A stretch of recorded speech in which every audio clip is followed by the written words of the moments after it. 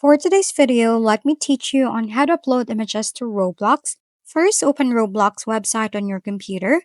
You can use any browser that you want, but for now, we'll be using the Chrome browser. Log into your Roblox account, and once logged in, click on the Create button at the top, and you'll be redirected on Roblox Creator Hub. Once on the website, click on Creations on the left side panel. Next, click on the development items. Now in here, you'll see different options like models and packages, plugins, and other things. Simply go to decals section. Next, click on the upload assets, or you can drag and drop media here to upload. For now, let's click on upload assets. Then next, click on the upload button. Then look for the image that you want to upload to Roblox.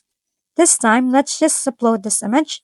After that, enter the name that you want, then make sure that it is appropriate and you'll see a green dot beside it.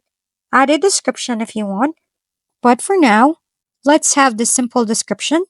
Next, click Upload button below and wait for it to finish. Once finished, go back to Development Items and then go to Images section where you'll see the upload image that you have made before. And that's it for today's video. This has been your go-to channel for gaming content, Gaming Family. Don't forget to like, subscribe, and leave your comments below. See you on the next videos.